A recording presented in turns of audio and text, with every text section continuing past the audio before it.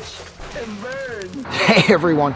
So tonight I want to discuss one of the most loved or hated films from the 1980s.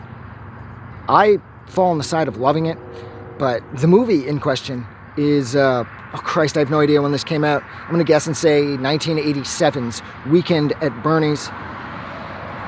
Now, like I said, just saying the title is enough to cause some people just to be like, fuck this, mainly because they probably haven't even seen the movie, but just because they've heard that it's about like a corpse that these two guys, throughout the course of this weekend, have to kind of pop it around.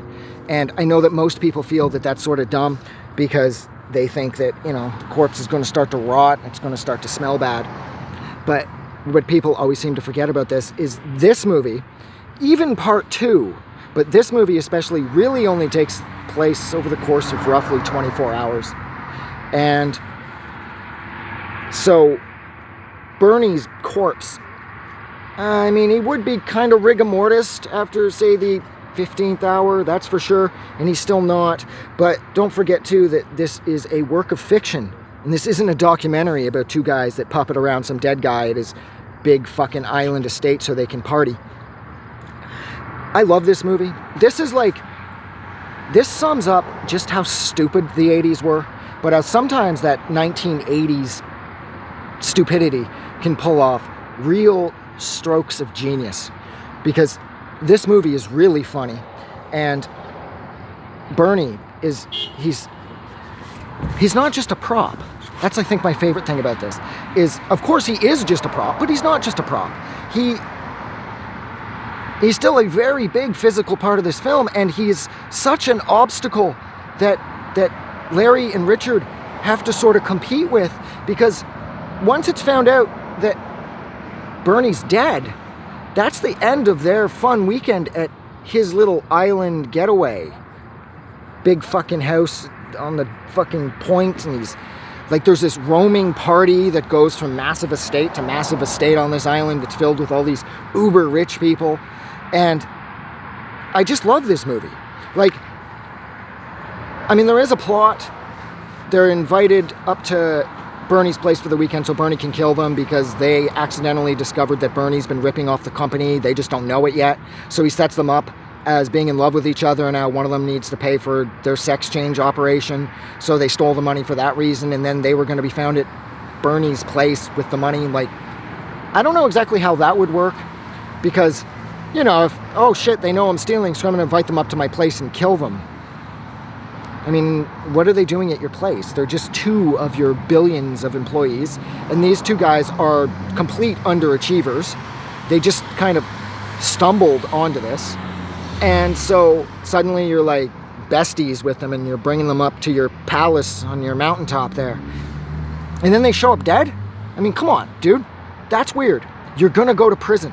Bernie didn't think this through, but it doesn't matter anyways, because the whole time Bernie was fucking this mobster's girlfriend that he knows and he's kind of in bed with. And so the mobster sends up one of his guys to kill Bernie, and there starts the movie. But I don't know. I love this movie. I've loved this movie since I saw this movie for the first time like decades ago. It's like either this movie is going to click with you and you're going to see how brilliant it is, or this movie isn't going to click with you and you're not going to get it at all. You're going to be like, Jesus fucking Christ, you're like Elaine, you know? Like, he's dead, you morons. You know, how long is this weekend anyways? And I don't get that myself, because of course it's dumb. It's about these two dudes like trying to party with a dead body around. And okay, look, the one thing that doesn't make sense about this movie is the sex scene where the mobster's girlfriend, who, of course, she has no idea that her boyfriend knows that she's banging Bernie on the side. She shows up at Bernie's place to have sex, drunk, and he's dead, of course. And she comes back down from his bedroom very satisfied. Now, that's all well and good. That's funny. You know, this is a comedy. Sex with corpses is humorous. But the truth of the matter is, Bernie's pants would at the very least be around his knees as he was lying down, because I'm guessing Bernie was the type to not do any work in bed, so he's probably just lying there, like most guys. And so his pants would be pulled down, and if the chick, if she had a really good time, that means his unit is a little creamy. And I'm guessing Larry and Richard would have to address this with some sort of napkin. So, I mean, when they get him, he's still fully dressed. I mean, they didn't even, there's no talk of them even having to do his fly up or anything. So I don't know how this broad actually fucked this guy. I don't get that. I mean, maybe I don't know. I don't know how this chick did that. But nonetheless, he would be a little messy and his pants would be down, which would mean that you would have to clean the genitals of a corpse and then pull the pants up on said corpse and continue on your weekend of partying and pretending he's alive by having his arms strung up with rope and shit. I don't know about that. Tell you, the guy's girlfriend shows up and she bangs him. That's it. Fucking weekend's over. I'm not touching his testicles. It's not happening. All right? Like, I would not make much of a PSW, okay? There's no fucking chance in hell that I'm touching another man's genitals under any circumstances. Like, I keep thinking of The Crying Game, you know?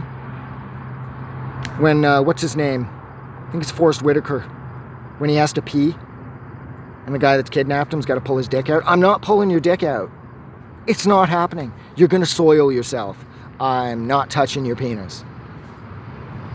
So, I think I'll leave it there. I've completely derailed this little discussion I was having about Weekend at Bernie's by ending it by talking about other men's penises and how I'm completely refusing to touch them under any circumstances. The motherfucker could be on fire, and if I touched his pud and that would put the fire out, I'm not touching him. He's gonna fucking burn to death. But yeah, so thank you so much for hanging out with me while I attempted to discuss Weekend at Bernie's. I don't think I did a very good job.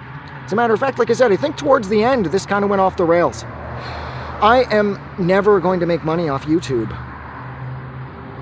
Anyways, yeah, so thank you so much for hanging out with me while I discussed Weekend at Bernie's. Like always, if you like this review, or if you would clean up a corpse's genitals after it had sex, don't forget to do something nice for somebody. But most importantly, please don't forget that the world is a better place because you are in it.